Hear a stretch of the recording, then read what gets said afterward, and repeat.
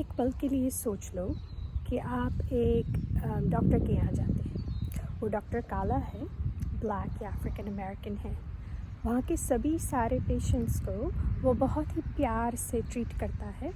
जब आपकी बारी आती है तो वो आपसे बहुत ही रूड और गुस्से से बात करता है, क्योंकि उसने अपने मन में ठान लिया है कि ये साला इंडियन है, ये सब खराब होते हैं। कैसा लगेगा आपको? यही बात पिछले कुछ दिनों से अमेरिका में चल रही है।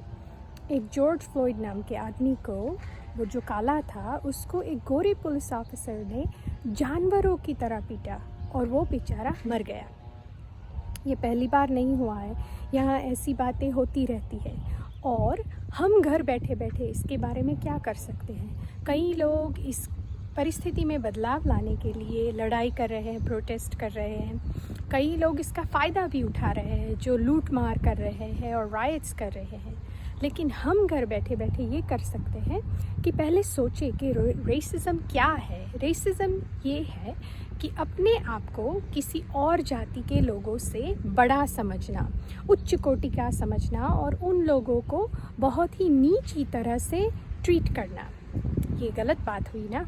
और हम लोग जानते हैं कि जैसे हम में भी सब एक तरह से नहीं होते हैं। कई लोग काले हैं, कई लोग गोरे हैं, कई ऊंचे हैं, नीचे हैं। हम सब अलग हैं और हमें अपने अपने निर्णय और निश्चय, अपने डिसीजंस भी अलग होते हैं।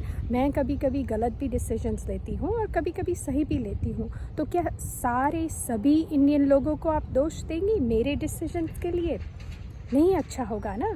सो हम लोग ये भी जानें कि हमें से कई लोग इमिग्रेंट्स हैं, जैसे हमारे गैस स्टेशंस है और मोटेल है या कन्वीनियंस स्टोर्स है, और उन बिज़नेस में हमने कई ब्लैक या अफ्रीकन अमेरिकन लोगों से डील किया हुआ है। कई लोगों ने अपनी जान गंवाई है, कई लोगों की सारी लाइफ सेविंग्स चली गई है।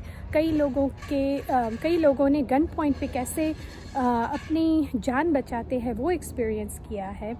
लेकिन वो एक या दो इंसिडेंट्स को छोड़कर हम अपने सारी जाति को तो दोष नहीं दे सकते ना। जैसे हम में से कई लोग भगवान में मानते हैं, तो ये याद रखें, जब भी कोई बात अगर कहना चाहे इन लोगों के बारे में, तो पहले सोचें कि जो भगवान मुझ में रहता है, आप में रहता है, वही भगवान इनमें भी रहता है। तो क्यों ना हम उनके बारे में कुछ अच्छी बात कहें, और अगर अच्छी बात सोच में नहीं आती है तो कुछ ना कहें। क्योंकि इस परिस्थिति ये यहाँ सिर्फ अमेरिका में नहीं चल रही है, सारी दुनिया में चल रही है। जब हम एक दूसरे को अपने से ऊंचा या नीचा, सुपीरियर इन्फीरियर मानते हैं, और इस बदलाव को लाने के लिए सबसे पहले शुरुआत हमें अपने से करनी पड़ेगी। और जब तक ये बड़ा सा बदलाव नहीं आता, चलो हम शुरुआत करें यहाँ से।